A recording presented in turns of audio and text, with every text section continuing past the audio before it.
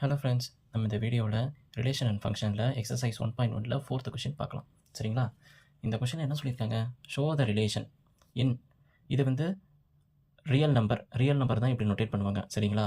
Defined as the relation is equal to set of all A comma B such that A is less than B. இது வந்து ரிஃப்ளெக்சிவாக இருக்குமா, சிமெட்ரிக்காக இருக்காதான், ட்ரான்சிட்டிவாக இருக்குமா? சரிங்களா? இது வந்து ஷோ தட்னா என்னப்பா? ப்ரூவ் தட்டு. அதை நம்ம ப்ரூவ் பண்ணி காட்டணும். சரிங்களா? ஸோ நம்ம ரிஃப்ளெக்சிவ்னா என்ன? ரிஃப்ளெக்சிவ் என்ன condition? For all A belongs to R. இங்கே ஏ வந்து ரியல் நம்பரில் இருக்க எலமெண்ட் தான். சரிங்களா? ரியல் நம்பரில் இருக்க எலமெண்ட்ஸு. ஸோ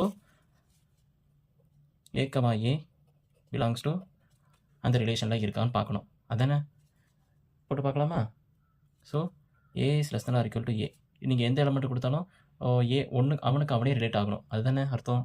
ஸோ இங்கே நீங்கள் 1 less than or equal to 1, 2 less than or equal to 2. So இவன் less than or equal to இருக்கிற வரைக்கும் அவன் பிரச்சனை இல்லை. மேபி உங்களுக்கு 1 இஸ் லெஸ் தென் 1 அப்படின்னு கொடுத்தானா அப்போ அது நாட் ரிலேஷன் சொல்லலாம். இது less than or equal to, so less than or equal டுவாக இருக்கிற பட்சத்தில் இவன் வந்து it is reflexive.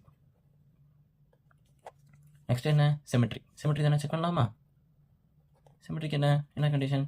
A is related to B and B is related to CE, B is related to AA. Sorry.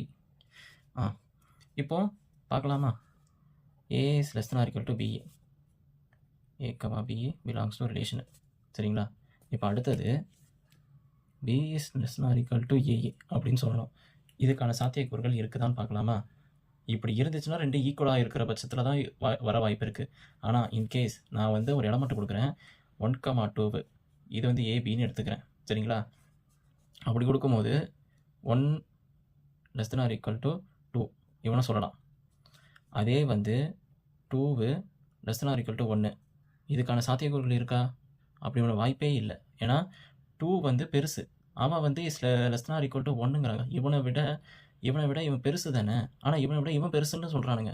அது சொல்கிறது தப்பு தானே. ஸோ அதனால் it is not relation. So it is not symmetry. அடுத்து என்ன சொல்கிறாங்க? ட்ரான்சிட்டி கேட்டிருக்காங்க. ட்ரான்சிட்டியை வந்து ப்ரூவ் பண்ணணும் அவன் வந்து இருக்கான்ட்டு. ஸோ நமக்கு தெரிஞ்ச விஷயந்தான். A comma B belongs to relation and A related to B related to C, it implies A related to C அப்படின்னு சொல்லணும். இது என்னப்பா? சரி, இது வருதான்னு பார்ப்போமா? A is less than or equal to B and B is less than or equal to C. இதுபடி எழுதிட்டோம். இதுக்கு ரிலேஷனில் இந்த கண்டிஷன் படி நம்ம இங்கே எழுதியிருக்கோம். இந்த ரிலேஷனுக்கு இந்த கண்டிஷனுக்கு ஏற்ற மாதிரி எழுதிட்டோம்.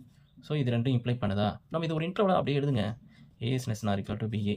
இதுவும் சேமாக தான் இருக்குது. அப்போ இது ரிலேட் ஆகும். Is less than or equal to அப்படியே எழுதிக்கலாம். B is less than or equal to C A for convenience தான். அப்போ இவன் ரிலேஷன் தானே தான் இருக்கான். இவனோட ரிலேட் ஆகிருக்கான். அப்படி தானே? அப்படி ரிலேட் ஆகிருந்தானா அப்போ A is less than or equal to C A. நம்ம கொடுத்துருக்க கண்டிஷன் மாதிரியே இவனும் வந்துட்டான். ஸோ அதனால் இட் இஸ் ட்ரான்சிட்டிவ். அவ்வளோதான்ப்பா. ரொம்ப ஈஸியானது.